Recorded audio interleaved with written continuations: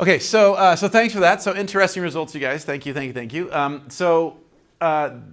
I think sometimes when we're in the midst of this thing, the earthquake, the tsunami, whatever, it just obviously when it's hurting us, it's very challenging, and it can seem like and for many of us, it's the first time it happens when it's really devastating. But the reality is, as we've been learning about all semester, that we've been here before, and in the context of pandemics and stuff, we've unfortunately been here before. So dealing with politics and propaganda, that we've seen that, for example, in the so-called Spanish flu at the end of World War I, the last big influenza global pandemic. Misreading things about the pandemic. All of a sudden everybody's sick, and then it seems like things are getting a little bit better, and we're like, oh, we're out of the woods. And then the next wave comes in, so that's very common. Many people tend to view their individual response as everything, right? So some of us are just lucky enough that we didn't get infected. Other people are getting infected all the time, right? Maybe somebody's an Amazon delivery person. Maybe someone's able to stay at home, and so that those individualized responses really have a strong influence on how we think the overall pandemic is going, if it's working, or the response is working or not working. Early on, we don't really appreciate the global nature of this. This is particularly the case in the modern era, where we have all these ships and trains and planes that can move us around at increasing speed around the globe. We really overall underestimate the power of fear around disease, and how people will go to extreme measures if they're just so freaked out. They think anybody coming near them, they got to shoot them or whatever kind of horribleness. And that in general, even though we work hard, we still always seem to have a lack of infrastructure. And even though we had some good plans, maybe the people that were in charge of implementing the plans maybe didn't implement them as ideally as we possibly could have. Okay, so for all the stuff that we're talking about, disease is any type of disorder, right? Dis-ease. But really what we're talking about are infectious diseases in the context of pandemic. So cancer would be disease, right? But we're not talking about that kind of stuff. We're talking about things that come from outside the body, get in and cause us problems. So bacterium, a virus, that kind of stuff. Okay, so epidemiology is the study of diseases and how they occur and how they spread, etc.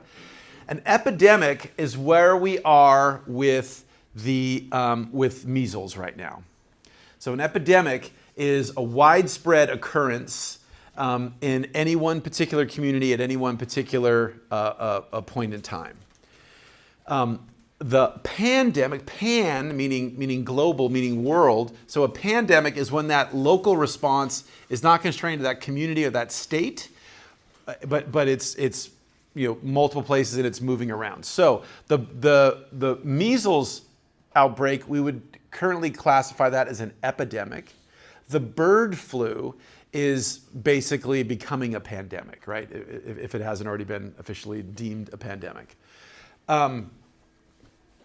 Zoonotic diseases are not purely, but mostly that's what we're worried about these days. So these are diseases that both live inside us, a human host, and another organism.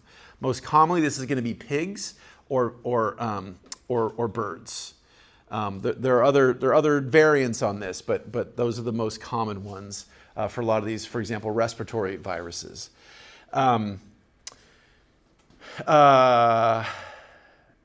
Right. Okay. Cool. And yeah, epizootic is the same idea when it moves from more than one animal population. Okay. So this idea of animal-borne diseases that can get into us, threaten us, etc., is pretty common. So rabies, right? Which we all hear about. Oh my God, that dog's rabid. Don't let it bite you, right? Because that dog's disease might get into you and cause you problems.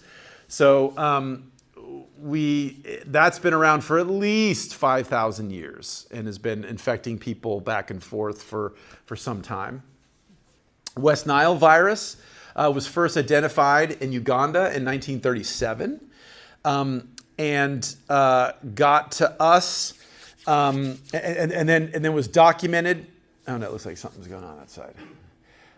Documented in birds in the late 90s, and very quickly it shows up in the U.S. Shows up in we isolate it from a mosquito population in a tire on the East Coast in 1999. And within a couple years, it's here in California. So it very quickly spreads to us. Influenza, we have the first documented case. So we have ancient cases of influenza, but we have the first sort of evidence of a pandemic spread of this disease in 1580. And the major non-human hosts there are a lot of our livestock, basic birds and livestock. HIV first gets into humans, we can tell from going back and looking at old blood supply studies in the 1950s, and mutates for reasons we're still not 100% entirely clear what the trigger was, but regardless, mutates in the 70s, becomes easier to transmit, and leads to the HIV outbreak that shows up in more marginalized communities at first, and allows the powers that be to say, oh, okay, that's a disease of the other people, we don't have to worry. Only when it gets into folks that have hemophilia and need frequent blood transfusions, and it starts showing up outside of those more marginalized communities, do we actually start to, the wider society, take it more seriously. Cholera, a waterborne disease, is hundreds of years, and this was the classic one that sort of birthed modern epidemiology when John Snow figures out that in London, this one disease, the reason why so many people are sick is because of this one pump, this one water pump, and he goes and he basically takes the handle off that pump so people can't get water from that contaminated source, and that effectively ends the outbreak. So a massive success for public health and data visualizations and all that good stuff. So epidemics are pretty common, right? Sort of, again, this is not the pandemic scale, this is the local scale, fairly common. We've had something on the order of 1,500 new pathogens emerge since 1970. And one that gets a lot of attention would be Ebola, right? This is the one everybody freaks out about, the bleeding from the eyes and all that kind of stuff. Has caused at least 11 pandemics since 1970. There might be a new one coming on. But again, we've decided to gut the WHO and a lot of our sentinel monitoring, so that's not a good thing. But these things are constantly, popping up. It's also the case that these diseases that pop up, they rarely just disappear, right? So things like the bubonic plague, the thing that we think about in terms of all the death in Europe and all that kind of stuff in the Middle Ages, it's still here. It's still around. You can still catch plague, so-called plague today. It's just it's more of a background type of thing in most cases. These events are hugely costly. So they're perhaps not as damaging to the infrastructure as some of our other natural disasters. But even if folks don't pass away from the infection, just the social impact, the too sick to go to work, all that kind of stuff can have a huge economic toll. And so SARS, sudden acute respiratory syndrome, only had about 800, 900 people dying, but yet it had an estimated $40 billion impact when it first emerged in 2003. We do also have evidence that if we prepare for stuff, we can take care of this. So this outbreak of swine flu in 2009, we've pretty effectively got our hands around it and we're able to keep it from getting super out of control. So preparedness does work. It's not as if we just can't do anything. So this idea of Mr. Kennedy, if you just got to let it burn out, that's not true, right? If you have effective governance, if you have effective monitoring, if you have effective meeting the moment, we can make these impacts much, much, much worse. We can also react quickly even to things in other parts of the world. Again, this is a great piece of evidence from the before times when we took this preparation stuff seriously, and transporting a huge amount of effort and energy and infrastructure and public health folks and military mobilizations was really, really effective in curtailing the Ebola outbreak that was happening in West Africa in 2014. We've decided to gut that program. We've actually deleted that program in the last few months, because why would we want to be able to respond to a pandemic? And again, the arguments against this are people saying, why are we helping those people over there? Even if you're so selfish and so short-sighted to not worry about your fellow beings on this planet, doing so means it's less likely to get to us, right? So from a purely self-serving standpoint, it makes sense to react quickly and engage with this disaster before the consequences of that disaster spread further and further and cost more and more and more. And we also know that our uninformed actions can lead to fostering disease. So this particular new strain of mosquitoes, Aedes aegypti, really was key for helping Zika break out. That the previous species of mosquitoes that we had didn't carry Zika virus very well.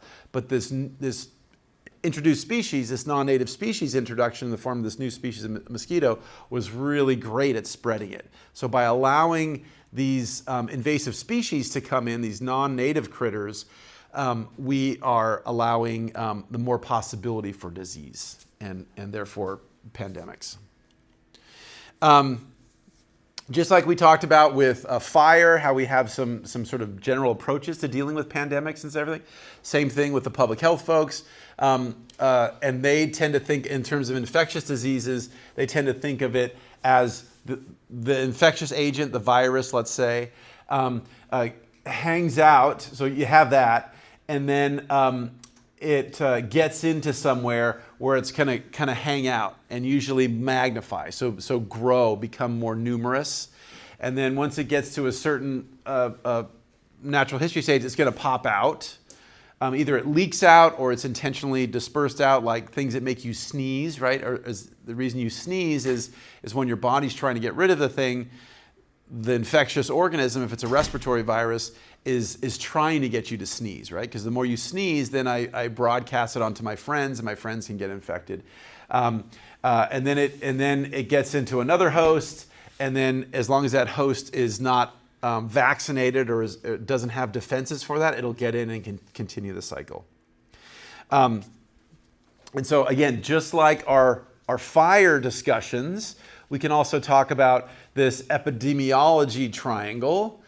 Before we talked about what? We talked about fuel, right? Heat.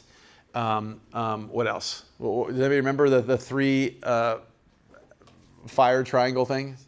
Fuel, heat, and to get flames? Oxygen. Yeah, good. Excellent. Oh, and a spark.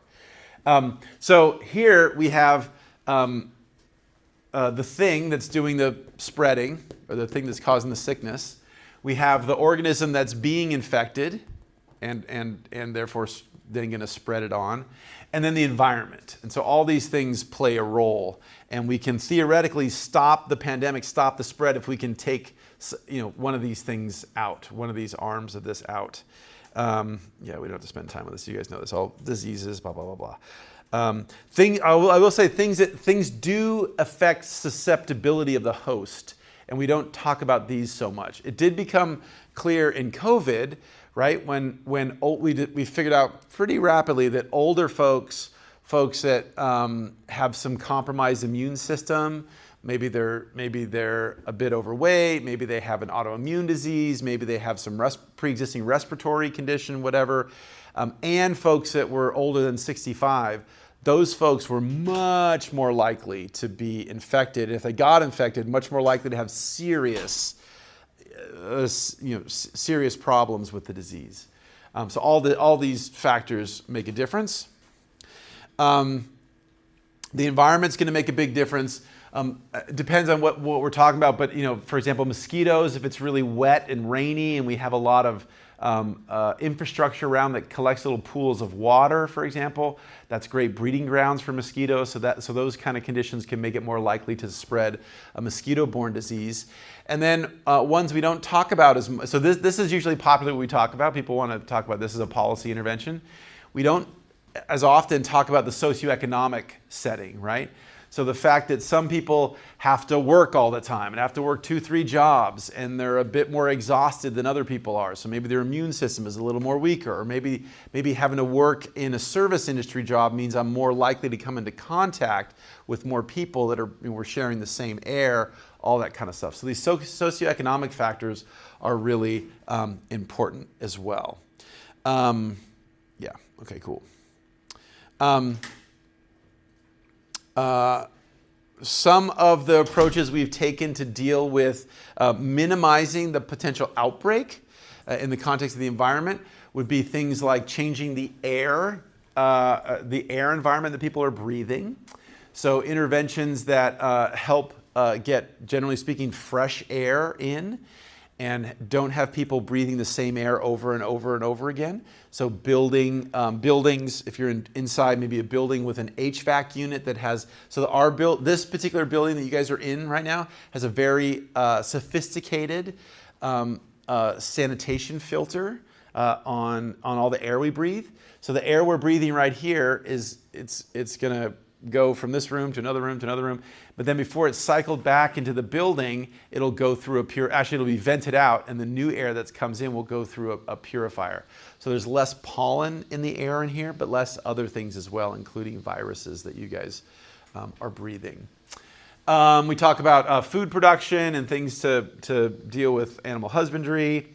In general, climate change is making all of this harder. So in general, climate change is going to make Baja, Florida, Texas, Louisiana more susceptible to tropical diseases.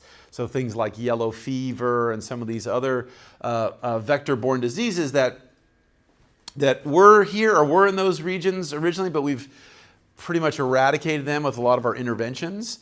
And so either eradicated them or they were never quite this far north, and those guys are all coming for us. Zika was but one example, which is classically sort of a disease of the tropics, and yet we saw cases in places like Texas, et cetera, and Louisiana. Another interesting one is exotic pet ownership. So some of these critters are quite different than our typical domestic. Well, one, you can. So we know now that some of our domestic animals could get COVID, right? Could get infected. Either in some cases they can get it, they don't get sick, but they could be a carrier. So they might not suffer ill consequences necessarily, but they could be an exposure route for us. And then in other cases, the wildlife trade in exotic animals also can be a potential vector to spread diseases around and get them in other places. One of the biggest issues that we face all the time is our global travel, right? So when we jump on a plane, in 13 hours you can be on the other side of the world, which is just crazy. Okay. So how this played out in the context of COVID was we have the SARS-CoV-2, which is the virus that causes disease. So this is the name of the virus over here on the left. This is the disease as it presents in humans. So COVID is the manifestation of the disease. Just like when we talk about HIV is the virus that causes AIDS, but then when it gets into us and starts causing us disease, we refer to that as the syndrome of AIDS, right? Acquired immunodeficiency syndrome. Yes, so we initially weren't sure. We knew that it infected people, and then as the months rolled on, we found, it's also in bats, and it can also be in tigers, and it can also be in these other critters that we positively isolated the antibodies from. In the case of COVID, the host we all spread it to each other, primarily through respiratory, but by breathing. And as we exhale, little droplets are out in the air containing those viral particles. And then if someone inhales it, we can spread it to folks. There's been increasing evidence that in particular, one of the major routes was directly through the nose and really got people in the nose. And so when it's people that got COVID, did you guys have like smell problems or taste problems? Right. So the thought is that's why it was so common in this particular one that happened a lot, was because it really seemed to do a really good job of getting into the cells in our nose. And that's not unique. But a lot of times these respiratory viruses sort of get in through our lungs, or sort of get in the tissues in sort of deeper in rather than just in the initial sinus region. Yeah, and it jumped everywhere. Yeah. So we can skip that. That's fine. Okay. So when we talk about looking at this, just like we model hurricanes, just like we model other, potential earthquake faults and things of that nature, we can also model these disease outbreaks, and these models are really, really key for our planning and understanding. So we won't go into all the modeling here, but I'll just say the most important number you guys need to know about is the R naught, right? And so this is a basic idea in population dynamics, which the epidemiologists have taken on. And that's the so-called reproductive number. So it's the how fast does the virus grow and reproduce. And so if we look at this equation, what we're looking at is R naught is equal to, and this is a very simplistic version. You can make the model much more sophisticated by adding more realism to these. But conceptually, it's the probability of transmission. So the probability of you and me being in a room and me giving you the disease. And then how often do I see you? Do I see you once a year? Do I see you once a week? Do I see you once a day? And obviously, the more frequently you and I are in contact, the more likely I am. So I have that probability of infecting you, and the more times we're together, the more chances I have to infect you. And then how long I stay infected, how long I'm infectious to you. So in some cases, I just get sick, and I'm sick for a day or two, and then I still might feel bad, but my body is sort of taking care, in most cases, taking care of the infection. So even though I might be kind of lethargic, I couldn't make you sick. So all those go into figuring out the R naught. If the R naught is 1, is unity, then it's gonna basically just stay around. So I'm gonna tend to infect, I don't know, Barbara or somebody, right? And then Barbara's gonna tend to infect, Elise or something like that. So that means the disease is gonna sort of stay around. It's gonna hang out. But it's not necessarily gonna go crazy, right? If that R naught is if the R is less than 1, that's gonna mean that I'm gonna infect on average, let's say only half of Barbara, right? We're talking about population numbers here. So half of a Barbara. And then she in turn is gonna affect, half an Elise. But then by the time we multiply it, it's fewer and fewer people. So less than an R less than 1 is a disease on its way to phasing out. It's not gone at that moment, but it's on its way to phasing out. And then the one we're worried about in particular is if the R is greater than 1.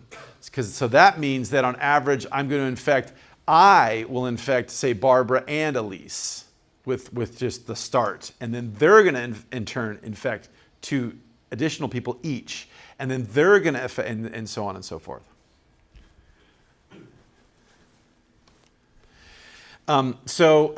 There was a time in the pandemic when all of a sudden, because we were all locked up and nobody knew what was going on, when all of a sudden this sort of R naught conversation became a big popular topic, which was interesting. And so that I was telling you about what R is. R naught is the average number of additional cases in a completely naive population. So somebody that's nobody in this room has ever gotten this disease before ever. And then I have the disease and I walk into the room. So that's what the R naught is. So it's really useful at the most useful at the early stages of the pandemic, before anybody's been exposed, before anybody has a chance to build up resistance, antibodies or whatever inside that could in one way, shape or form help to fend off that. It's also sometimes called the intrinsic rate of growth or the intrinsic spread. Yeah, I said that. Okay. So there was all this kind of talk. So let's talk about, the R. So let's talk about infection. So just because something is a disease, just because something is an airborne disease, not all diseases are equally infectious. So let's have a look at this. So seasonal flu, which everybody seems to get sick, right, when we get to that time of the year, has an R naught of somewhere around 1.2 to 1.4. It depends on each year because it's constantly mutating, but it's somewhere like that, right? So you know now that means it has the potential to spread, even our regular flu has the potential to become an epidemic. The closer it is to this 1.4, the more that's going to be a more problematic year, right? That's where we're going to see more and more people sick. We're going to see more stuff going on. Ebola, the crazy bleeding out the eye thing, right? That has an R naught of about 1.5. The SARS virus, the sudden acute respiratory syndrome virus that we first saw really got scared about in 2003. That's got about a 2 to 4 R value. Measles people, measles is one of the most infectious diseases we've ever encountered. Measles has an R of about 14. Sometimes it's a little bit lower, like closer to 12, but 14, that's nuts. That is really, really nuts. That's, on the order of about 14 times or 10 times more infectious than the flu. And we think of the flu as like, oh God, you got the flu, stay away from it, I don't want to get it. Measles, very, very easy to spread. Very easy. The first wave of the influenza pandemic in the wake of World War I, we estimate had an R of about 1.8, so much more infectious than the regular influenza period, yeah? And then it sort of died back, and we're like, oh, it's cool, it's chill, and everybody thought we were past it. And then when the second wave came in, it was almost twice as infectious as the first wave. So this notion that, oh yeah, we understand this, and just, of course the next wave, it'll be fine, and we're all like, we've figured it out, and we've eaten our Wheaties, and it's fine, right? That did not prove to be true in the case of that pandemic. In early May of 2021, in the USA, our R was a little bit less than 1, actually. Folks in Brazil, it was pretty much at 1. And in India, it was about 1.1. And in Italy, it was about 1.2. And Italy was one of the first places, if you remember, that they did the first big lockdown in a democracy. And so that was sort of big news. And the fact that it was so much more infectious there, or because of their behaviors or whatever was more infectious, that's one of the things that the higher R value was one of the justifications for needing to go into the lockdowns for them. So I'll just say it again, just to reiterate, right? We all thought we all think that the seasonal flu is problematic. That's about 1.3, we'll call it, right?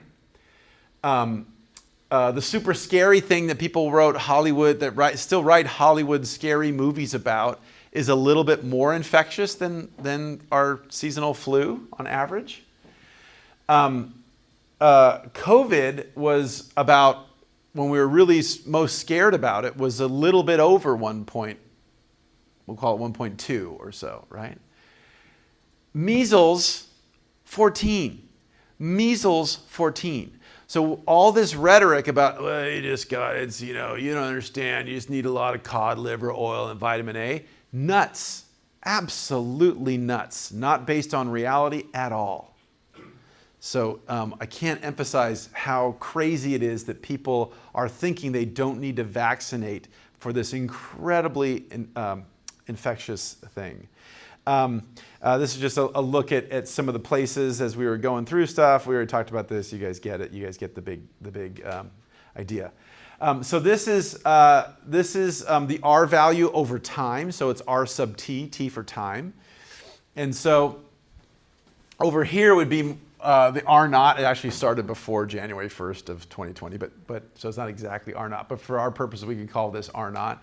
So initially we start off and we see usually it starts to become much greater. And in this case, it's about 3, right?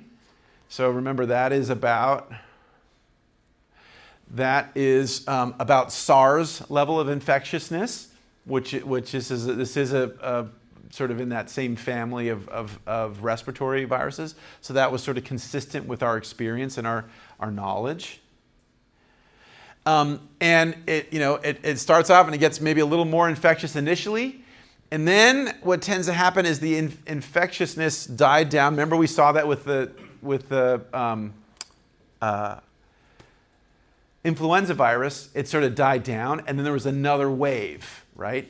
And so that second wave was more infectious than it had been for a bit. And then at that point, the most susceptible people start to get, or the most susceptible hosts tend to get it. And then either because of resistance or because of public health measures, because of behavioral changes where we all start wearing masks and things of that nature, the infectiousness tends to die down. And so by early 2020, in and around China, where it starts, right, we cross the 1. So at this point, it means the virus is still there, but it's infecting. It's not infecting more and more people every time. So that's when we knew we were kind of on the recovery phase of it. Yeah, we could just skip this. We don't need to talk about this part. So another common thing you hear with the anti-vaxxers is this idea of herd immunity, so-called herd immunity. And so again, one of the problems of language. So if we called it the quixolotl immunity, people would be like, what? I don't understand it. But when we use common terms, one, that's a great way to communicate with folks about the risk of a disaster or something, but it also can sometimes empower folks that maybe aren't technical experts to think they understand it. Of course, I get it, right? And so the idea of herd immunity is that if we take down the pool of the hosts far enough, it's going to be harder for that, right? We have those multiple legs, right? If we tackle the overall host population, it's going to be harder to get resistance. And the important thing to say about herd immunity is that what we mean is if everybody in the herd is protected, but I'm vulnerable, the fact that you all are protected is going to make it harder for me to get infected because it has to go through you guys first before it gets to me. That's the basic idea. Now, historically, in epidemiological terms and in terms of preparing for disasters, what we think of as herd immunity is we can never, ever get everybody prepared for the earthquake, right? But we want to get them as much of our infrastructure prepared as possible, right? Same thing with disease prevention. We can't get everybody vaccinated for this infectious disease, but we want to get as close to everybody as we can. There will always be some people that can't be protected. They're a newborn baby. Maybe we can't give the vaccination to those kids until they're, 6 months or something like that. We also have folks that might be undergoing chemotherapy. So maybe they got their vaccinations when they were kids and everything, but now because they're having some challenges in their lives and they're trying to deal with this disease, maybe cancer, that treatment might nuke their immune system. or maybe leukemia, something like that. And so they're not able. So my father-in-law has leukemia, and he's okay, but he has to go every few months and get some drugs, some treatment. He gets the COVID vaccine every time as soon as it's up, but he gets it, and within a month, all of the protection is gone from his system, just because of the way his immune system is kind of jacked up. So for people like him, we need to do all we can for folks like him, right? To provide him protection. That's the benefit of herd immunity. In the context of anti-vaxxers, they say things like, oh, it's better to get everybody infected right now because then we'll all be like herd immune, right? Again, there's a nut of truth in there, but it's been completely bastardized. It's been completely twisted and turned around. The idea is we want to get everybody protected, not just for our sake, but also for those more vulnerable members of our community, the poorer folks, the marginalized folks, compromised health systems, that kind of stuff, so that they don't get infected. And this idea that everybody should get infected basically says screw you to those folks that have compromised immune systems or are too young to get vaccination or have some other health condition that prevents them from being able to take that immunization. So this is a classic case of all of us pulling together, and some of the best benefits are to us, but also to those other folks that we don't even know who they are. But in a social contract approach, hey, we're all in this together. I'm going to get vaccinated for those folks that can't get vaccinated for themselves. The anti-vaxxers pretty much give the middle finger to those folks and say that social contract doesn't work for me. Because there's maybe theoretically the possibility of sometimes, occasionally, very rarely a bad thing happening.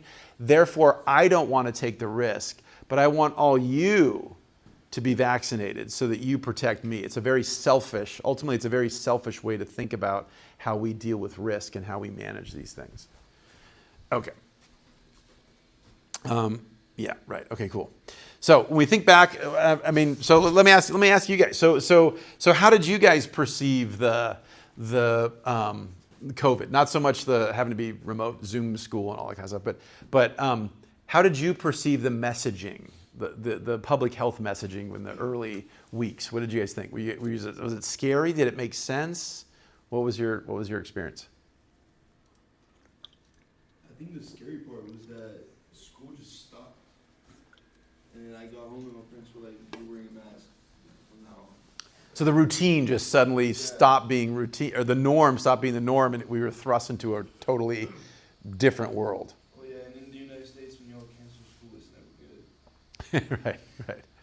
Good. What else? What were you guys' early thoughts about just the information you were getting, or how did you understand what was happening? Carolyn, how did you understand how things were playing out? Like you said, school kind of it was like one day it was fine, and the other day we're not having class anymore, like in person. So that kind of was just up in the air for a while. And then they started really in real time trying to figure out like how to move things online. So I think that was really stressful for everyone, trying to figure out like how are we going to do our labs online, like are we still having finals, like that kind of thing. So when it first happened, how long did you guys think we would be remote or be distanced from one another? Days, weeks, months? What were you guys thinking? I think most of the weekend. Yeah. So week. What are some other votes? What were some other time frames you guys were thinking or what you were hearing? 2 weeks to slow the spread. A couple weeks. Yeah, so I think back when the U.S. invaded Afghanistan, and Senator McCain, they asked him. They said, "Oh, you got to be there 20 years," and everybody's like, "That's BS. That's fear mongering. That's not really real." Same thing at the start of the pandemic. The people I knew in Silicon Valley were like, "Dude, we're gonna be remote for like a year and a half, 2 years," and everybody's like, "What? You guys are stupid," and that's fear monger, and that, and in both cases that they proved right. But it's hard to hear that, right? It's hard to hear that when we're starting out. There's uncertainty about, right? We're trying to model the future. There's always uncertainty. We're never perfect predictions. But I would say the folks that actually understood what was going on actually knew that it was going to be way more than a week or 2 weeks to slow the spread or whatever. But you could maybe make the argument that if we told everybody, hey, you're going to go home and you're going to stay home for 2 years, right? That might have been a bridge too far for people, right? At least that first week or 2 or 3 or whatever, right? This is how things played out, to refresh our memory. So we have we had a pandemic plan for a respiratory virus that was spreading around the world, and that is the recent iteration for this starts in 2007, and we have that. A few years later, the National Institutes of Health does some modeling and looks at some stuff and basically says, hey man, if we have this, it's going to be really bad, and hospitals are going to struggle to deal with the magnitude of people that are coming in, and the technology we have is going to be not enough probably to deal with the quantity of people that will need help. By 2015, there's growing worry about this. So our health professionals are like, yo, we've done this study and we've done another study and we looked at it up and we looked at it down, and every way we look at it, it's like looks like we're maybe not going to be able to meet the moment. So we need some more attention here. And so the CDC said we're going to need on the order of tens of thousands more ventilators than we have. And we just need a lot more stuff, a lot more personal protective gear, all this kind of stuff.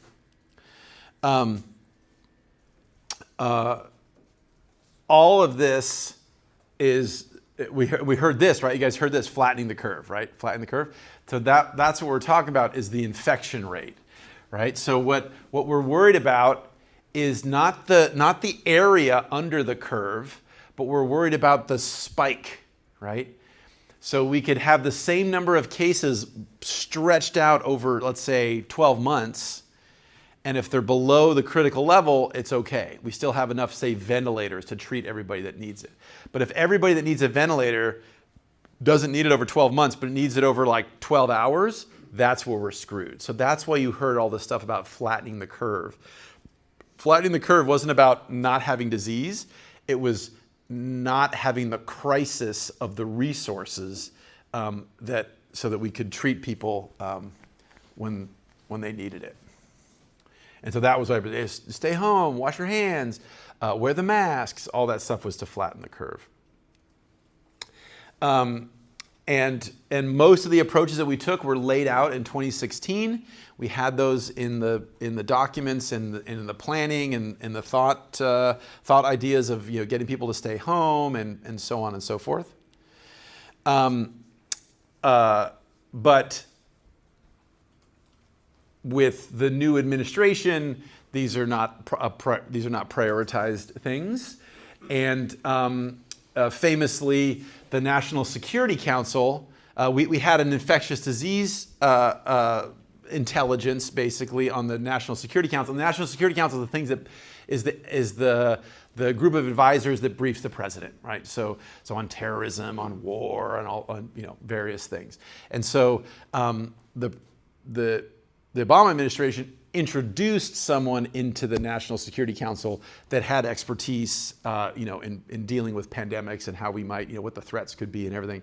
And unfortunately, when President Trump came on and said we don't need to worry about this and got rid of that capacity, and we just sort of see that sort of playing out. By late 2019, there was pretty clear evidence of this sort of animal-human contact was going on, et cetera, and it starts to get crazy. In November, we have intelligence that says something's going on, a respiratory virus thing seems to be going on in China pretty clearly. We should do something about it. the first documented patient that we now confirmed had COVID that was in a hospital gets ill on December 10th of 2019. And by Christmas time, basically the World Health Organization is warning there's some kind of pneumonia-like disease that's spreading that maybe we should, we need to pay attention to. And people, and all the sort of global health care people tell stories now about, like, it's Christmas time and their kids are trying to unwrap presents and they're like on their phones trying to figure out what's going on in China, what's happening here. January rolls around and we start, and the confusion is starting to burble up, but also some of the initial collaboration is starting to happen. So because we have some trust between different countries, let's say, the US and China, who have we have a great relationship now. Everything's going really swimmingly with this between these countries. But on January 5th, some of the Chinese researchers that had access to the data, along with some folks in Australia, collaborate and actually share with everybody else around the world. So that's when we start beginning to work on things like possible, like what is it, A, and 2, how is it infecting, B, and then 3, can we start to work on some vaccinations, right? And so, and then if we just start to go through all the stuff, which we don't have to go through, but we start to go increasing capacity.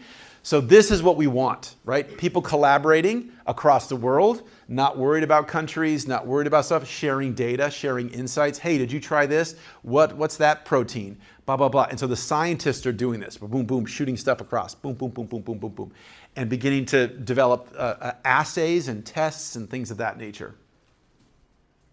But unfortunately, the administration, which is not science-oriented, unfortunately, famously, President Trump says it's one person coming in from China. We have it under control. It's going to be just fine, right? That was a unfortunate quote, an unfortunate approach, and taking that approach is someone that does not understand the stuff we've been talking about in this lecture, does not understand the R factor, does not understand how diseases spread, and once it starts to get going, our options rapidly start to diminish. By late January, the area around Wuhan where the epidemic starts is under like hardcore lockdown, government enforced lockdown. And the next week, the White House establishes a task force to do something. And then the next day, the World Health Organization declares a global health emergency. The next month, February, again, unfortunately, we're getting more information from our leaders that, don't worry about it, it's under control. Don't worry, don't worry, don't worry, don't worry, don't worry. And then on the 2nd, the president enacts a travel ban, which was, way too late, right? As we mentioned, the stuff was starting in November. And at this point, with international traffic, at this point, travel bans can help at this point in the disease, but help for like a week or so. They can buy you a few days or slow stuff down like a week or so. They will not stop it. But they can give you a little bit of help. Unfortunately, this became, I solved it. We're done. I did a travel ban, as opposed to understanding that it was but a little temporary Band-Aid to give us a little breathing room while we get stuff ready. And then as this is happening, the political world is going on. And so the first Trump impeachment trial gets going. And then it's like everything, it already was political, and now everything is seen through a political lens. So whenever anybody says something pro or con, suddenly it's become, and this was very much so directed and amplified, trying to use the natural disaster, in this case, the disease outbreak, as a political tool. And that's how we got really screwed, right? Then we couldn't even talk to each other. And then if you said one thing, you were obviously of blah, blah, blah, political party. And if you said the other thing, you're a traitor, and all that kind of horrible stuff. Not what we want to have happen in a disaster, particularly not during a globally spreading disaster. And then there's just more and more uncertainty, things keep going and all this stuff. And then including in early February, yet again, budget cuts to the public health infrastructure, which is just nuts. Italy locks down. we start hearing in late February from the CDC, just like Dave was saying, like 2 weeks or whatever, that like, hey, we might have some disruption, right? You might have to stay home from school a little bit or do something different, right? We start seeing community spread in California, meaning not just one person to one person, but all of a sudden it's starting to go. That R is starting to kick in, and we're starting to just like everybody's getting it, and it's just spreading from people to, and we can't track it anymore. Before then, we could say, person A got it, and then gave it to person B, and so all the research is go find person B, and everybody that person B. Now, when community spread, you can't do that. It's just everybody's getting sick, and it's all over the place. Unfortunately, the messaging from the administration is still, it's going to disappear. It'll disappear. It's like the flu, right? All this comparison to the flu, which is nonsensical and not helpful. And then we start hearing that this is a hoax in late February, that this is not really real, this is all an attempt to take away your freedom, all this kind of stuff. And then in March of 2020, we get in the lockdown. So my son was looking at colleges at the time, and at the time he thought maybe he wanted to go to University of Hawaii, so we went on a trip to Hawaii to look at the campus, and also those of you that have been with us to Hawaii, we also did a little stop with Dr. Cartwright and did some whale monitoring for her. And then we flew out and we got back the day before, or 2 days before the lockdown happened. So if we had been a little bit later, we would have spent a long time in Hawaii. We would have been in Hawaii for who knows how many months. Still, at this point, the US death toll is very small. It's less than 10. And you have more of this unhelpful rhetoric that just is sort of going on.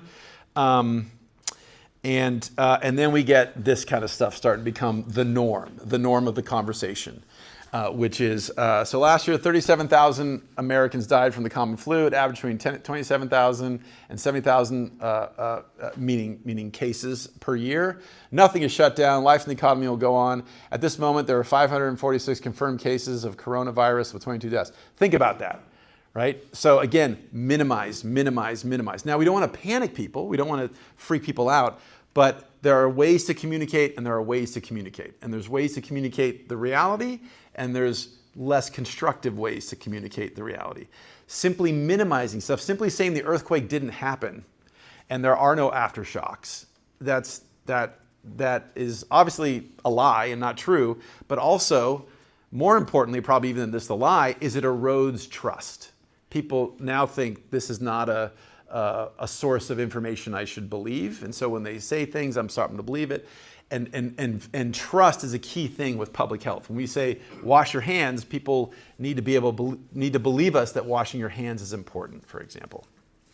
And so officially, this is a hard one, and I've tried to figure. I spent a lot of time trying to figure this out because when we do lectures about this, I have to have like when's the official start of the pandemic part, right? And it's hard, and you can make arguments for November or whatever, but I put it at March 12th, which is the day after the WHO declares a pandemic, because the NBA suspends its season. So that's like a big thing. Come on, let's be honest. And then Tom Hanks gets it in Australia. Oh my God, Tom Hanks, the world must end. And then Fauci goes before Congress and starts talking about testing. And that's really where we start to pivot, and people are like, oh, this lockdown thing is going to be a real deal. It's not sort of a theoretical thing. And he says famously, the system is not really geared for what we need to do right now. That is a failing. It's a failing. Let's admit it. The idea that anybody getting it easily, the way people in other countries are doing it, we're not set up for that. Do I think we should be? Yes, but we're not, right? So there's this admission that we're not prepared, right? Some of the messaging up to this point is like, we're going to get it, causes issues. And then every day after that, we start getting things like Disneyland shutting down, blah, blah, blah, I can't do this, blah, blah, blah, it's not going to happen, blah, blah, blah, it's not going to happen. And it goes on and on and on. And then on the 13th, the president does finally declare a national emergency, and then also famously asked about Dr. Fauci's testimony in Congress the previous day. The president says, yeah, I don't take any responsibility for this at all. And that unfortunately also persists throughout the pandemic. And that's another unfortunate reason why things kind of went the way it was. And then as we just go from there, it's like dominoes. Bang, they shut down. Boom, they shut down. And so it's just like every day it's another group or another organization or another entity shuts down or goes into lockdown or whatever. And then you start hearing this kind of stuff that like, oh yeah, this lockdown is weird. So arms of the government are saying one thing, and then from the White House they're saying something else. So it's the organization that we're supposed to have faith in and trust in speaking out of both sides of their mouth. So it becomes very confusing, even for people that don't care about the politics. They're just trying to figure it out. It's very confusing, and I think you guys articulated some of that. Keeps going. The fear comes. More quotes. More silly, crazy stuff. More silly, crazy stuff in lockdown. By April, all of this politicking around public health and disaster response is starting to have an effect. So by end of April, people are starting to fall along lines, and it's getting really crazy. And now we're talking about masks, and people start saying, I don't like masks, right? So in many Asian countries, anybody that's traveled in Asia, you'll see that it's very common. It's an accepted standard to wear a mask. If you have a cold, you put a mask on, right? And you walk on the subway or do the whatever with a mask on. For us in America, that was seen as very weird. That was seen as not the cultural norm. So the very idea of putting on a mask was so different, it caused a lot of commentary and a lot of wondering. And then because it was so visual, it also became a signal. And it very quickly was politicized, right? Which is totally stupid. Wearing a mask is political? Give me a break, right? But that's what happened. And so the masks quickly come to serve as a marker of whose camp you're in, kind of thing. Yeah, and so then Congress starts to say, oh my gosh, if we're going to make everybody stay home, we need some financial support, and so we pass different sources to help business owners, etc. And then famously, the president delays paying those out so he could make sure they each have his individual signature on it, so he gets credit for that. And then he doesn't like what some of the UN is saying, so he says we're going to freeze the global stuff. And then this whole idea of people that have lockdowns are somehow un-American, or people that have these restrictions are somehow un-American, and that's amplified. This will eventually lead to people attempting to kidnap the governor. People in the Midwest taking it upon themselves. And then we start hearing this total insanity about bleach, about using ivermectin. So that quote that you saw from Mr. Kennedy earlier saying, well, I think Fauci is really responsible for not doing early interventions. What he meant by that was giving you horse pills and bleach and things of that nature. And so you start seeing these just absolutely crazy statements coming from the White House about things that are just not even logical and not even safe and dangerous. And we actually do see people doing things like ingesting bleach and getting very sick in a handful of cases and things of that nature. What we saw definite clear waves of the disease as the pandemic spread across the US and the world. And so there was definite periodicities where we had an infectious variant would spread up and be really prolific, and then it would sort of start to die back, and then we kind of think that we're out of the woods, and you guys remember this, and then another variant that was more infectious or whatever comes up, and then all of a sudden it's like, oh my gosh, we gotta be careful again. So this idea of waves we definitely saw that in COVID. We have the vaccine rolls out in December of 2020, which was incredibly fast. I mean, absolutely, and that was a tremendous success that our public health and science and all of our investments really proved out. One of the things I always remember is one of the key papers for this. These guys were working on this and they submitted it. It got rejected from the journal. And like, oh, it's like a dumb paper. And they tried it again and it got rejected. and I think it was like 4 or 5 times they submitted it to different journals. We were like, this is not good science. We don't like this. Eventually gets published. That becomes one of the key legs in the stool for this idea of mRNA viruses, mRNA vaccines, and how you can use it to very quickly produce vaccines.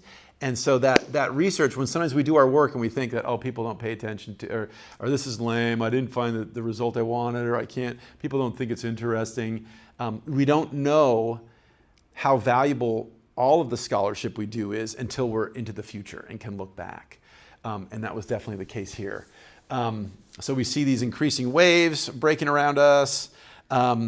And it keeps going, it keeps going. By 2022, we definitely have hot spots, and the US is a hot spot. Other places also are problematic, but really a lot of our resistance to mask wearing, a lot of our those types of things were sort of manifesting at this point. Rising and falling waves, all this kind of stuff. We don't have to go into all this detail. Okay, so this is where we are today. So today we've recorded about, like I mentioned before, about 7 million folks directly died from COVID. The impact is much larger, as we've talked about with all of our disasters, right? So there's all the social upheaval and the missed cancer doctor visits, so that you get your cancer, which maybe was treatable if you went to the doctor early on, but now you can't get see the doctor for 12 months, and so it spreads and it maybe kills you, that kind of thing. So this is just deaths from directly the virus, specifically impacting your breathing, etc. The WHO has an estimate of about 15 million already by 2021. And by this period, the end of 2021, which is sort of like the first big kind of attempt to come out of lockdown. At this point, we know that it's airborne through droplets, all that kind of good stuff. It's very clear that we're not together in this country, not together in the world about how to deal with this stuff, which is really unfortunate. In previous things, when we've had an earthquake, everybody's like, hey, let's go help those folks out, right? Even if they're a country we don't like, we'll help them out. This was very much everybody hating each other, or everybody suspecting everybody else of a nefarious thing.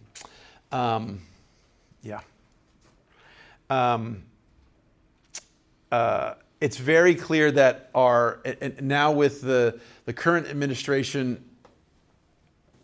the anti-vaccination tendencies, there's efforts to, desires to wreck the existing vaccination infrastructure and direct funding to things like autism research, which we've already funded and we've already found doesn't make sense, but funding priorities like that, not funding these other new vaccine development programs, that kind of stuff. And so that's a problem. I think another one, just to be honest for us in ESRM, is that a lot of people are like, why don't you follow the science? I believe in the science. And to be fair, the science wasn't always clear.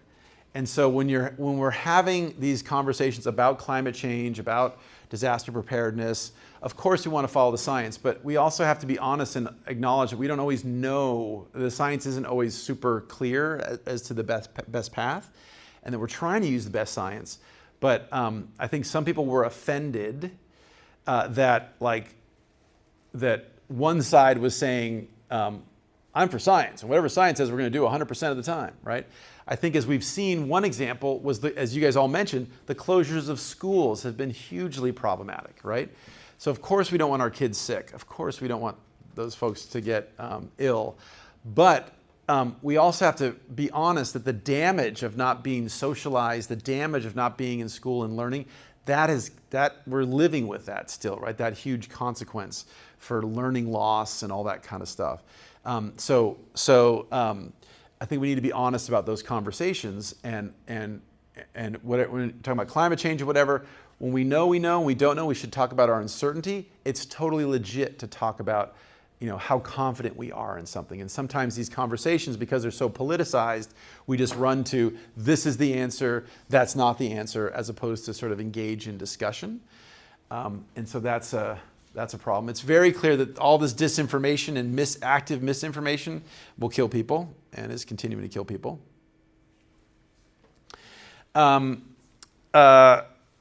Endemism is when this sort of thing starts off and then it explodes and then it just sort of dies to the background. So it's there, just like we talked about a bubonic plague, right? So it's not a pandemic anymore, but it's sort of there in the background. So it's now endemic. And that's where we're headed.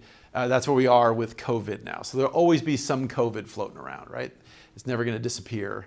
But it's hopefully not going to be at the scale that it was, in 2020, for example. Yep. Okay, yep. Talked about that. So we'll end with this part just to sort of make sure we're all on the same page. So some of the misperceptions that got going in COVID, some of the things that are counterproductive to disaster preparedness, are that flattening the curve was all we had to do, right? Or taking this one particular public health step, that'll solve the problem. No, it was one step to take, but it wasn't in and of itself the answer to everything. This perception that herd immunity is the whole thing we want, that's all we need to think about. Again, not correct. This idea that physical distancing, et cetera, are less effective than vaccines, they can be as effective as vaccines. And so again, if somebody's particularly vulnerable, compromised immune system, whatever, spaced away, right? That was the best thing to prevent them from getting infected. The idea that people were, as you guys were saying, like Dave was like, just 2 weeks, right? We were saying it's too hard to stay indoors for 3 weeks or 4 weeks. No, actually, we proved you actually could do it. The idea that vaccines are somehow dangerous, again, completely not true. Every single thing we do has risk. Getting in the car today has some risk, right? All that kind of stuff. That's true. There will be some small fraction, no matter what we make with our vaccines, or no matter how we make our vaccines, that some people have a bad reaction to, or something about the injection hits them on a nerve, and then it causes their foot to not move right. Or, there's always the possibility of that happening. But in aggregate, for the vast majority of our population, these vaccines are not dangerous. And to argue that they are dangerous is counterproductive and is dangerous. And that's what we're seeing with things like the measles growth right at the time right now. I think there's also this false dichotomy that we also hear with the environment, right? You guys hear this with environmental protection, that it's the environment or the economy. It's public health or the economy. That's the wrong way to think about it, right? We want good public health and a strong economy. And so always be very concerned when the conversation goes to that. It's just like, are you right or left? Are you up or down? It's meant to be a polarizing argument. This idea that America only needs to focus on America doesn't make any sense in this global world where these diseases can spread easily from country to country through road crossings, through plane travel, through all these different things.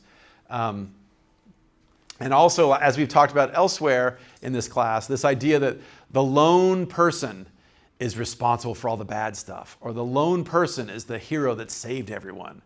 There are bad folks and good folks, but it's all of us together that makes the response. It's not the lone bad guy that ruined everything, or the lone savior that she saved the whole thing, right? It's never that simple. So watch out for those things. So the last one I want to say is the vaccines. The vaccines.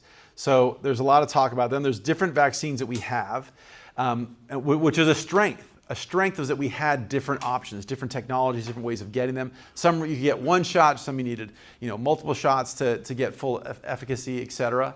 But what works for one group might not work for another. So the kind of stuff that we mostly got was great, but they needed to be refrigerated, right? If we're talking about sub-Saharan Africa or Far Eastern Turkey or whatever, refrigeration maybe not a thing, and so that's not really helpful. So different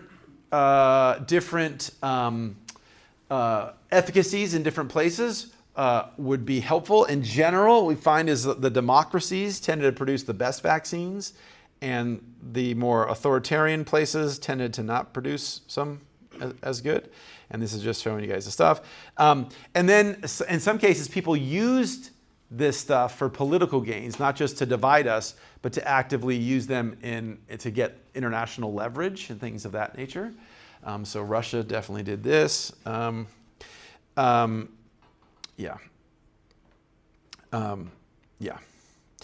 And then, of course, the thing that we're probably all most familiar with, this idea of an opportunity to push other means other than disaster preparedness or public health through the public health context. And so we saw that in spades. We're still seeing that. We also saw that here in California in particular, most clearly in places like Huntington Beach, where folks were actively passing laws and things to say, like, you can't wear a mask and every business has to open up and all that kind of stuff, right? There's ways to do this, and there's ways to do this. Unfortunately, we didn't all follow this stuff together. And I would also say, so that's on sort of the right. On the left, this idea that you shouldn't go to the beach, nuts, completely nuts. That, like, staying out of public parks, that was the best thing we could do. Be out in open air, not be trapped. Good for us psychologically, good for us health-wise, but also good for us in terms of a vulnerability respiratory environment. But nevertheless, so it's bad to sort of say we have to open up everything right now and demand everything to be open up, at least the way it was approached. Similarly, it was bad to say nobody should ever go outside. I mean, it was nuts to sort of criminalize people surfing or criminalize people walking on the sand, right, when there's nobody around them. That was just crazy. And so we saw, security forces patrolling the beach to make sure that nobody was on the beach, right? What I actually saw was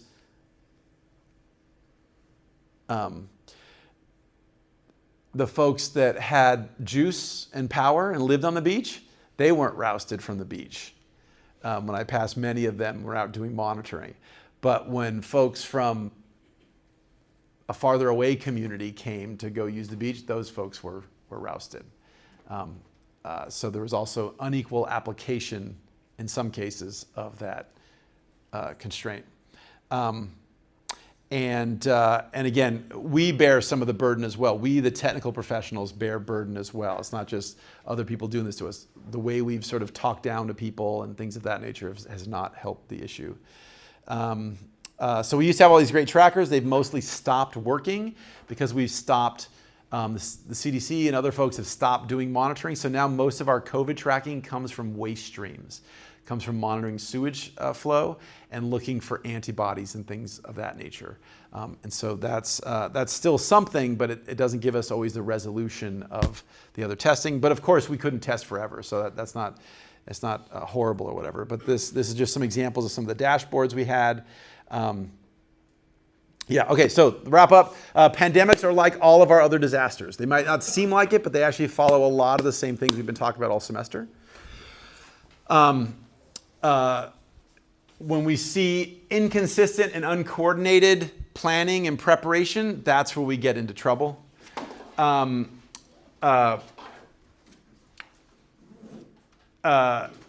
most of the pandemic, we saw a lot of independent responses. So we saw some cities that were really locked down, some that were kind of locked down, some that were not locked down at all. And so this created a really heterogeneous environment for playing out of the virus and playing out of these things. This should be a very fertile place for research because we did that in so many different ways. You can test these things now, right? You can test, well, how did the folks do that had the strong lockdown? How did the folks that had the more lax lockdown, how did that go? So in that sense, it's actually a good thing. The America First approach left most of the rest of the world feeling like we didn't really want to help them, especially in the early days. And that, again, that dichotomy of we have to open up everything for the economy, or we have to save people, that wasn't a productive way to have that conversation. Okay, right, you guys get it.